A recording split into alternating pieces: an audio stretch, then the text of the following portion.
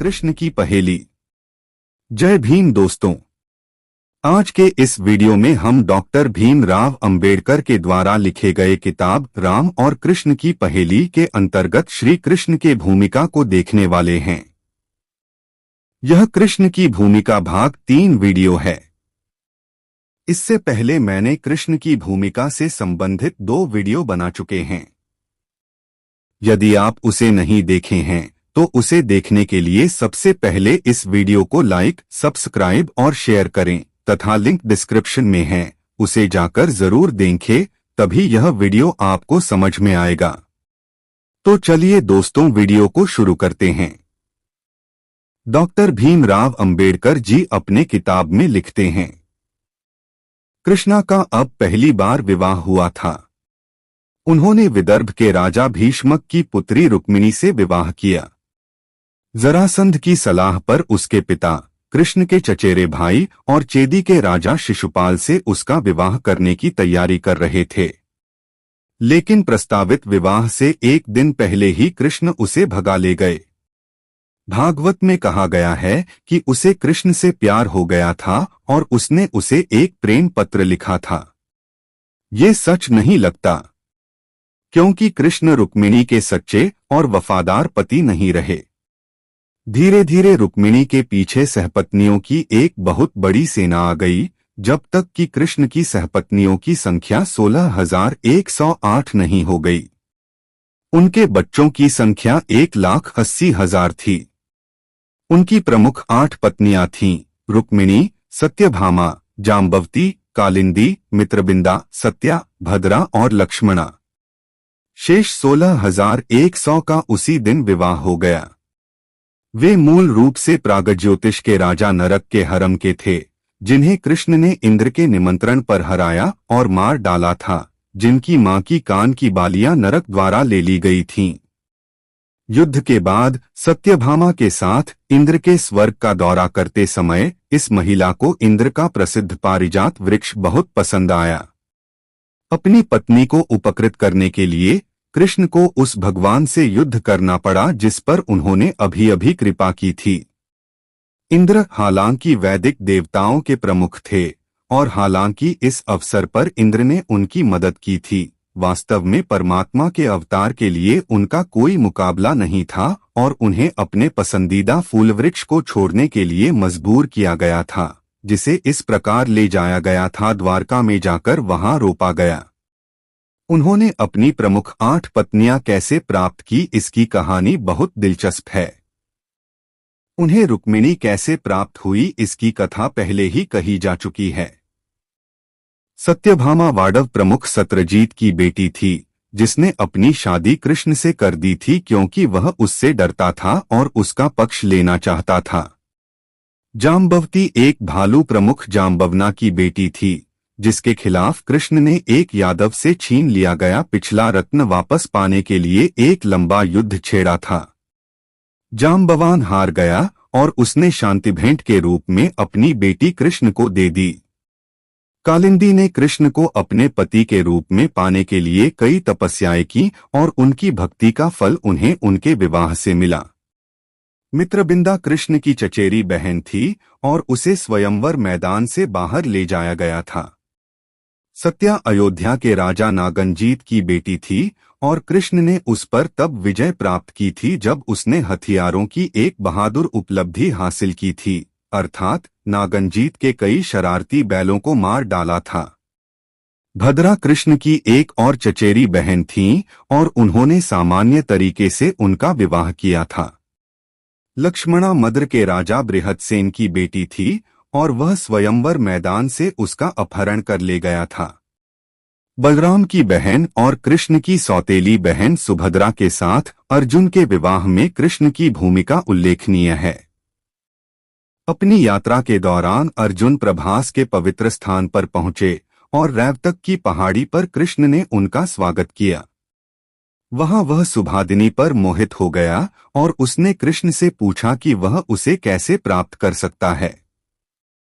कृष्ण ने उसे सलाह दी कि वह स्वयंवरम, जो कि सामान्य क्षत्रिय विवाह है, की संभावनाओं पर निर्भर हुए बिना उसे एक बहादुर क्षत्रिय के रूप में निभाए।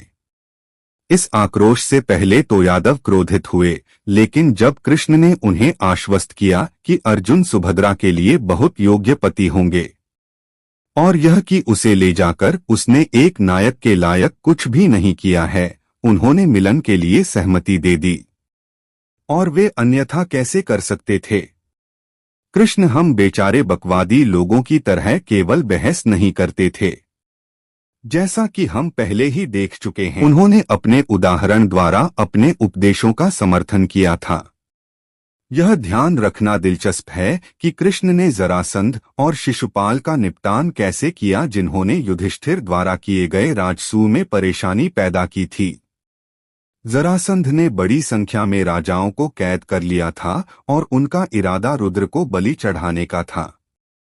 जब तक वह मारा नहीं गया और कैद किए गए राजकुमारों को रिहा नहीं किया गया और युधिष्ठिर को श्रद्धांजलि देने का अवसर नहीं दिया गया, तब तक सम्राट के रूप में उनका दावा स्थापित नहीं किया जा सका।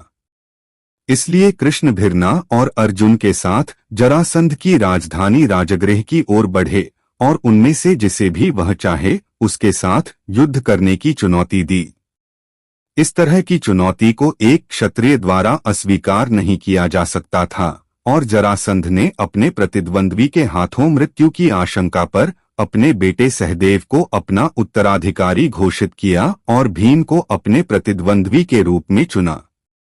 युद्ध 13 दिनों तक चला और अंततः जरासंध को अपने प्रतिद्वंद्वी के हाथों दर्दनाक मौत का सामना करना पड़ा। सहदेव को अपने पिता के सिंहासन पर बिठाने और रिहा किए गए राजकुमारों को युधिष्ठिर के राजसूय में शामिल होने के लिए आमंत्रित करने के बाद कृष्ण और उनके दोस्त इंद्रप्रस्थ लौट आए। कुछ ही समय में राजसूय उतर गया। कहा जाता है कि समारोह से जुड़े विभिन्न कार्यों और कर्तव्यों में से कृष्ण ने ब्राह्मणों के पैर धोने का कार्यभार संभाला था। यह किसी भी कीमत पर इस कहानी की महाभारत की तुलनात्मक आधुनिकता का एक निश्चित संकेत है, क्योंकि प्राचीन काल में जब ब्राह्मणों की सर्वोच्चता स्थापित हो गई थी, तब भी क्षत्रियों ने उन्हें कभी कोई दास सम्मान नहीं दिया। हालांकि जब बलिदान समाप्त हो गया तो युधिष्ठिर के लिए एकत्रित राजकुमारों, पुजारियों और सम्मान के योग्य अन्य व्यक्तियों को उपहार देने का समय आया। सम्मान सबसे पहले किसे देना चाहिए? युधिष्ठिर ने इस मामले पर भीष्म की राय पूछी तो उन्होंने उत्तर दिया कि कृष्ण पहले सम्मान पाने वाले व्यक्ति थे। तदनुसार युधिष्ठिर के आदेश पर सहदेव ने कृष्ण को सम्मान का प्रतीक अर्घ्य प्रदान किया और बाद में उन्होंने इसे स्वीकार कर लिया। इससे शिशुपाल परेशान हो गया, जिसने एक लंबा भाषण दिया जिसमें कृष्ण के सम्मान के अधिकार को चुनौती दी और पांडवों को कोई भी सम्मान देने के लिए और कृष्ण को इसे स्वीकार करने के लिए गाली दी। भीष्म ने एक और भाषण दिया जिसमें कृष्ण के कारनामों और उपलब्धियों का विस्तार से वर्णन किया गया और उनकी दिव्यता की घोषणा की गई। शिशुपाल फिर उठा, भीष्म के तर्कों का एक के बाद एक खंडन किया और उन्हें भद्दी भद्दी गालियां दी। कृष्ण के हालिया जीवनीकारों द्वारा यह बताया गया है कि शिशुपाल द्वारा कृष्ण के खिलाफ लगाए गए आरोपों में वृंदावन गोपियों के साथ उनके व्यवहार का कोई उल्लेख नहीं है। उनके अनुसार एक निश्चित संकेत है कि जब महाभारत की रचना की गई थी तो इनकी कहानी पुराणों के लेखकों और बाद के कवियों द्वारा इतनी अधिक बनाई गई कृष्ण की कहानी की कल्पना नहीं की गई थी। हालांकि शिशुपाल के भाषण के अंत में भीष्म, जिन्होंने देखा कि युधिष्ठिर डरे हुए थे कि कहीं शिशुपाल और उनके अनुयायी समारोह के पूरा होने में बाधा न डाल दें, उन्होंने उन्हें संबोधित करते हुए कहा कि यदि वे मरने के लिए दृढ़ हैं तो वे स्वयं दिव्य कृष्ण को युद्ध के लिए चुनौती दे सकते हैं। इस पर शिशुपाल ने कृष्ण को चुनौती दी, जो जवाब में उठे और अपने प्रतिद्वंद्वी के कई दुष्कर्मों के बारे में बताया।